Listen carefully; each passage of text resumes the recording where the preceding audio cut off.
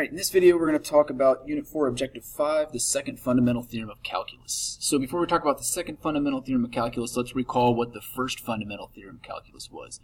And that's the one that tells us that if capital F prime of x is equal to f of x, then the integral from a to b of lowercase f of x dx is equal to capital F of b minus capital F of a. So this first part, capital F prime equals lowercase f, remember that was just a fancy way of saying that capital F is the antiderivative of lowercase f.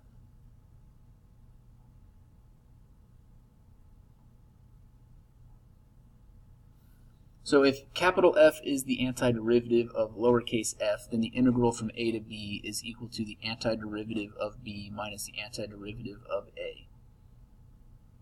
Our second fundamental theorem of calculus is going to say this. If f is continuous on a to b, and u is some function of x, just like when we were doing chain rule, then the derivative with respect to x of the integral from a to u of f of t dt equals u prime lowercase f of u. So u prime fu. So the derivative with respect to x of the integral from a to u of f of t dt equals u prime fu. Again, u being something like x, x squared, 3x plus 1. It's just some function of x. We have that on the screen. So the derivative of the integral is u prime fu. So what we're basically saying is that the derivative of a function and the antiderivative undo each other. That's all we're saying here. Now the key thing to point out is u is in terms of x. My function is in terms of t right here.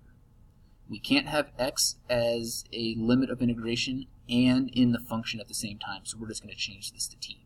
But all we're doing is we're going to take the derivative of u, put it out front, take whatever u is, and put it into our function, and that's all we have to do.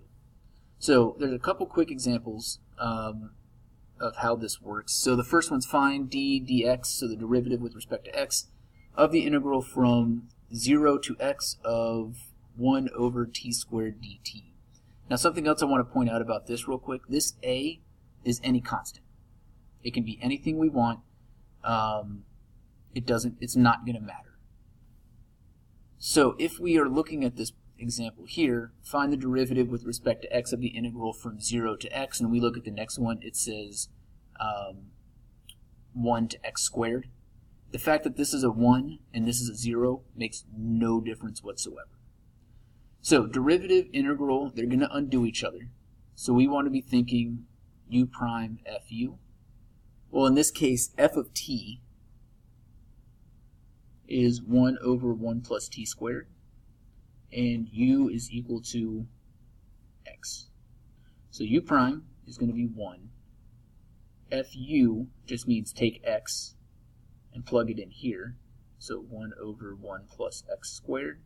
So this derivative here is going to be equal to 1 times this function, or just that function itself.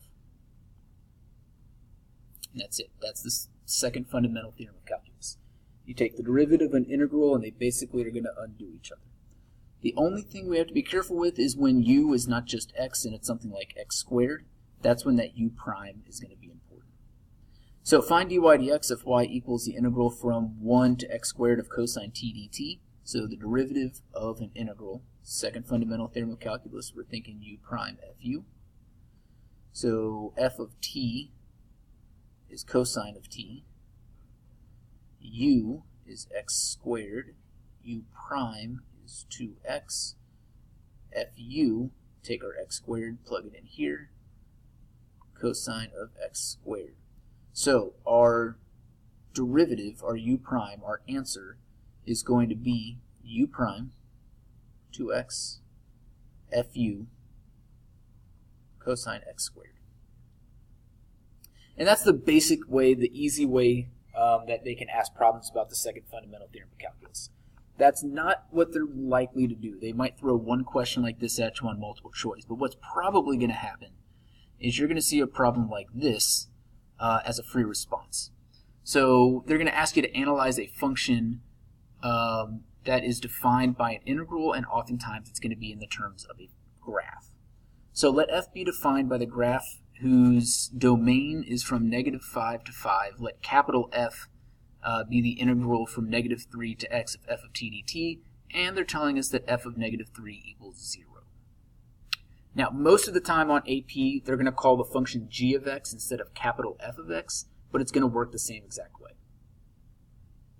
The trick to these problems, and what I want you doing anytime you see a graph, is I want you to make a little chart up in the corner telling you what you're looking at and how we're going to read the graph based on that. So this is the graph of f. So this is the graph of f, lowercase f. If they ask about f, we're going to be looking for y values. If they ask about the integral of f, integral is going to be the area. And if they ask about f prime, that's the slope. Now, how this works as far as capital F goes is they're telling us capital F is the integral. So I know that capital F of x is the integral, is the area. So when they ask about capital F of x, I'm looking for area. To go from an integral to the function, we take a derivative. So capital F prime of x is equal to the function is equal to the y values. And f double prime of x is equal to f prime of x is the slope. So on part A, when they ask for capital F prime, and capital F double prime, now all we have to do is look at our chart. Capital F is the integral. So for capital F of 4, we're looking at the integral from -3 to 4 of f of t dt. And we know that's area. Now we know we're starting at -3 because they tell us right here we're starting at -3. So we just need to find the area from -3 to 4 of f of t dt. Well, -3 to 4 is going to be right here. So -3 all the way to 2. So we're going to want to look at this trapezoid right here, and then this little triangle here to get our area from -3 to 4. Keeping in mind that the triangle here is going to be negative area. So we have a trapezoid. The bases are 1, 2, 3, 4, 5, and 1, 2. So we're looking at 1/2 5 plus 2 times the height is 2. So that 2 and the 1/2 cancel, and we're ended up with 7 for this area here. We have a triangle of 1, 2, and 1, 2, 3, 4. 2 and 4 is 8 times 1/2 is 4. So minus 4 because it's negative. So we know that's going to be 3. When they're asking for f prime of 4, they want us to find f prime is f, just the y values. So we just want to know what's the y value at 4. So the y value at 4 is -4. And when they ask for f double prime of 4, they want to know, well, f double prime is f prime, it's the slope. So what's the slope of this line? So we're going down 1, 2 over 1, so -2. Order them from largest to smallest, so that would be, largest would be f of 4, second would be f double prime of 4, and then the smallest would be f prime of 4. So this table is the key to these problems. Now, for the second part, for part B, find the value of x where f has a maximum, justify your answer. We have to think, is this going to be an absolute maximum or is this going to be a relative maximum? And the answer to that problem is going to be found right there. We're on a closed interval. Closed interval means we're going to have an absolute maximum. So we need to check critical points.